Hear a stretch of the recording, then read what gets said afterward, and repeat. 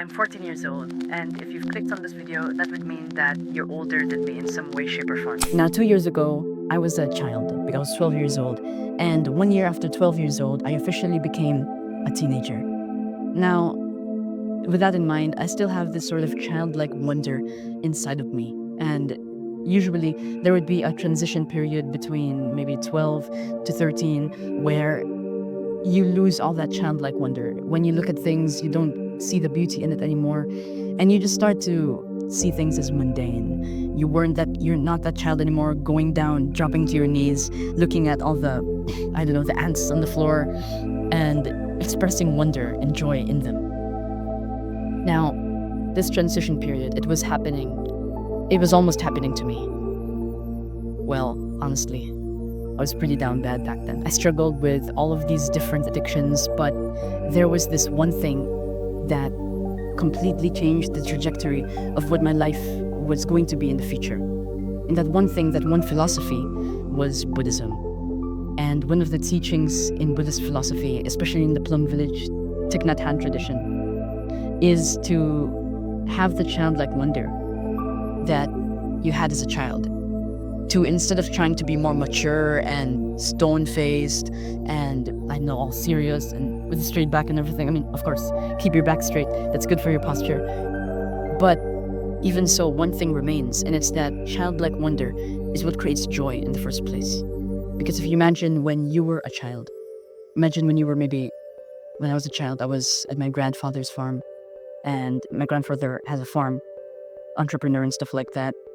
I would play around, get bitten by ants once or twice, but I would be happy. I would be fulfilled with that simple, slow lifestyle. Nothing much to worry about, aimless, and we kind of lose that when we grow up. And so one of the core tenets of Buddhism is to try to find that childlike wonder that we lost, which basically leads us to remembering that we are alive. Because as a grown-up, let's say not as a grown-up, but let's say as a baby, we're born into this world. You see maybe a 2-year-old child, they're just looking at everywhere. Oh, there's a pig. Oh, there's a dog. There's this, there's that. And they're also, fulfilled. There's also joyful. They're also like, wow, so much adventure in this world. But as we grow old, everything starts to be mundane. Oh, that's a dog. Oh, that's a sheep. Oh, that's a cow. Oh, that's a lion. I've seen this 100 million times already. And to regain our childlike wonder, and I say this to you, big brother or big sister, as a 14-year-old right here, to regain the childlike wonder that you felt maybe when you were 14, maybe when you were 12, 10, we have to notice that we are alive, and we have to really appreciate that.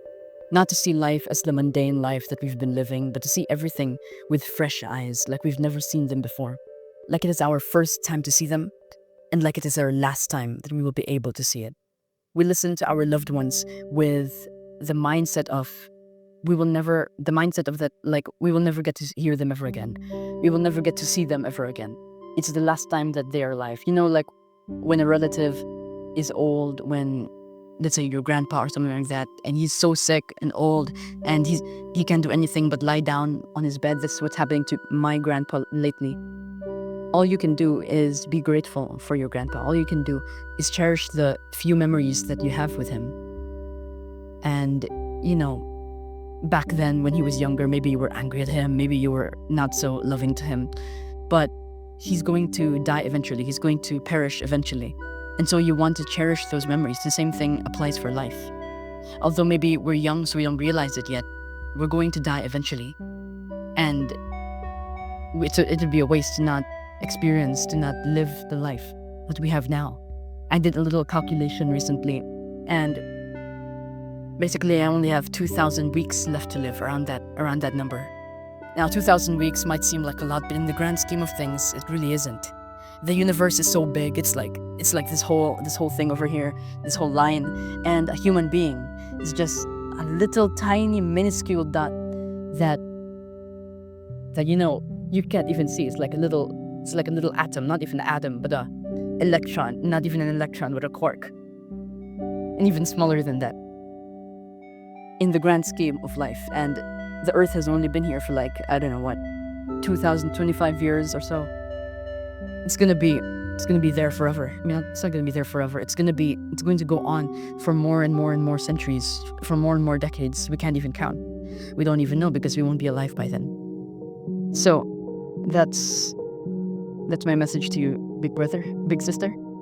And I'd like to leave you with a little line that I wrote, a little line for a poem. If you watch maybe this video on screen, it's going to show to you this poem that I wrote. And I have it written down here. I know you have visions, stars to pursue, but chasing the horizon makes you forget the fear. So please cherish the life that you have, big bro, big sibling. And if you do that, then you start to go outside, you start to go inside your house with such wonder for everything around you. Right now I'm in the highlands, Bali, and man, it's been so great. I'm starting to feel like a kid again, like a 10-year-old, 9-year-old, 8-year-old. You know, when I was 8 years old, I probably wasn't this present and grateful. So maybe when I was like 3 to 4 years old, you know? Man, life really is great if you just look at it. If you like these raw, authentic videos, then let me know. As always, click on this video and live in the now because tomorrow will never come.